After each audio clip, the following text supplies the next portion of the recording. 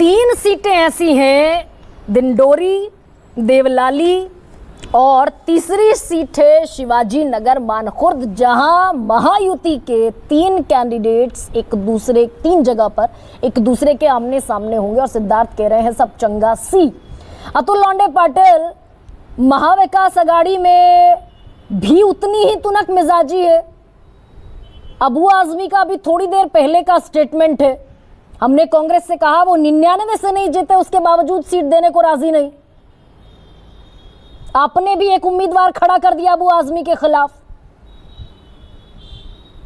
देखिए, बहुत सारे चीजें सिद्धार्थ जी ने खड़े किए, कुछ भ्रमित करने की कोशिश की, तो मैं कुछ भ्रम दूर करना चाहता हूं। पहला अमेंडमेंट कॉन्स्टिट्यूशन में 1915 में हुआ था, 1951 में, तो उसमें एम्पावर किया था स्टेट्स को कि सोशली एक और इकोनॉमिकली बैकवर्ड क्लासेस जो है उसको अधिकार देने का अधिकार राज्यों को दिया गया था केंद्र से निकालकर। अब उसी अधिकार को 1 से 2वीं संविधान संशोधन से इन्होंने हटा लिया था और मराठों का आरक्षण सर्वोच्च न्यायालय ने, उच्चतम न्यायालय ने खारिज कर दिया था और फिर बाद में 127वीं संशोधन से वो वापस दिया गया था। वो हमने किया था।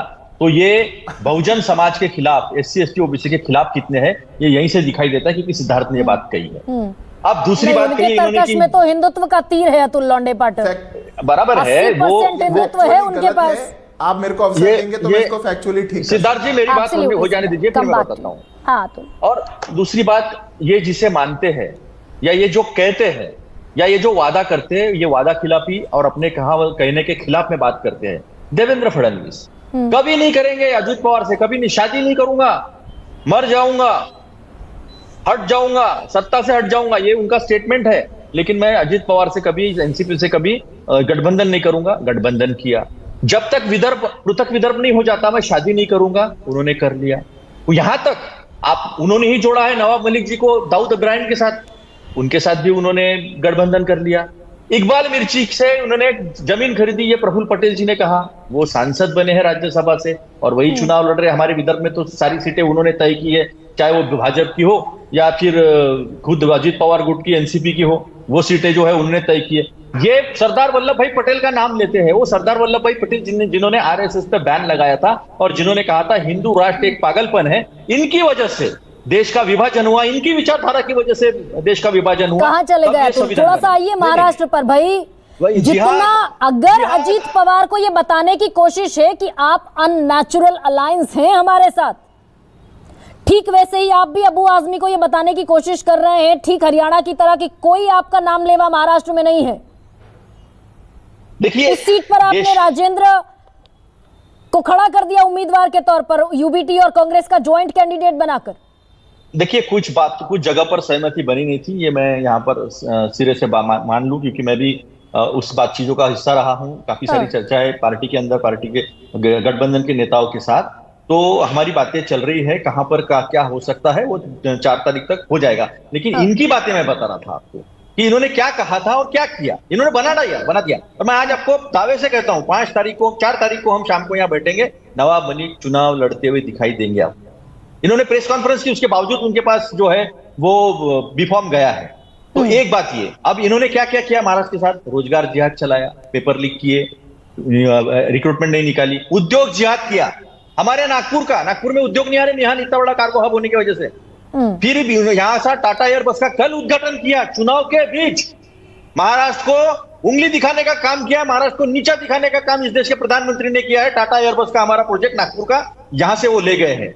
वेदांता फॉक्सकॉन का प्रोजेक्ट पुणे से ये लेकर गए, जिसका मिनट हाई पावर कमेटी का मिनट मैंने प्रेस कॉन्फ्रेंस लेके सबके सामने जारी कर रख दिया।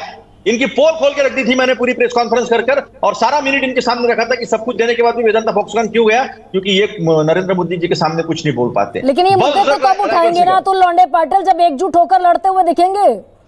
ऐसा है कि इनका भाई संविधान को लेकर एकजुट दिखा महाविकास आघाड़ी, लोकसभा में प्रदर्शन ठीक ठाक किया, अब आखिरी लम्हे तक, आखिरी आर तक, लास्ट आर तक लड़ते हुए दिख रहे हैं महाविकास आघाड़ी के देखिए, नेता। सुबह हमारे दोनों की प्रेस कॉन्फ्रेंस हुई है, संजय राउत जी की प्रेस कॉन्फ्रेंस हुई है। स्पष्ट तरीके से सामने आया कि चर्चा करके हम लेंगे। दक्षिण सोलापुर का तो निर्णय हमारा सुबह ही हो गया है, लेकिन ये क्रिमिनल का लव जिहाद ये भी तो निकालिए ना। और ये शिवाजी मानखुर्द नगर से जो खड़ा कर दिया, शिवाजी नगर मानखुर्द से जो खड़ा कर दिया, वो चर्चा हो जाएगी। कुछ जगहों पर एडजस्टमेंट जो है वो पक्का हो जाएगा 4 तारीख तक। हमारे यहाँ कोई दाऊद, हमारे यहाँ कोई इकबाल मिर्ची और हमारे यहाँ किसी महिला को मारने का आरोप देवेंद्र फडणवीस ने किया था। पुख्ता सबूत है। हो जाएगा, सब ठीक हो जाएगा किशोर जी। एक मिनट 10 सेकंड। नहीं गरिमा जी 10 सेकंड। क्रिमिनल, एक तो उद्योग जिहाद मैंने इनका बता दिया, रोजगार जिहाद इनका बता दिया। अभी क्रिमिनल के प्रति लव जिहाद भी मैं बता देता हूं। अजीत पवार से लेकर संजय राठौड़ तक आरोप करने वाले देवेंद्र फडणवीस थे। देवेंद्र फडणवीस ने कहा था कि संजय राठौड़ की पूजा चौहान के सुसाइड केस में पूरे के पूरे सबूत जो है वो हमारे पास पुख्ता सबूत है। ये महाराष्ट्र का गृह मंत्री, महाराष्ट्र का मुख्यमंत्री थे तब देवेंद्र फडणवीस ने किए थे। आज वो भी खड़ा है, इनके साथ जाकर मिल गए थे। अजीत पवार से लेकर प्रफुल्ल पटेल से लेकर नवाब मलिक से लेकर जिन पर आरोप किए वो वॉशिंग मशीन में धुलकर डाले हैं। तो वॉशिंग मशीन अतुल लौंडे पाटिल ले आए, शिवाजी महाराज का लेकिन अतुल लौंडे पाटिल सुनिए ना, स्टैचू गिरा है भाई। अननेचुरल अलायंस तो देवेंद्र फडणवीस कह चुके हैं, अब इससे ज्यादा देवेंद्र फडणवीस और क्या कहेंगे। अननेचुरल अलायंस उन्होंने कहा ना, लेकिन किशोर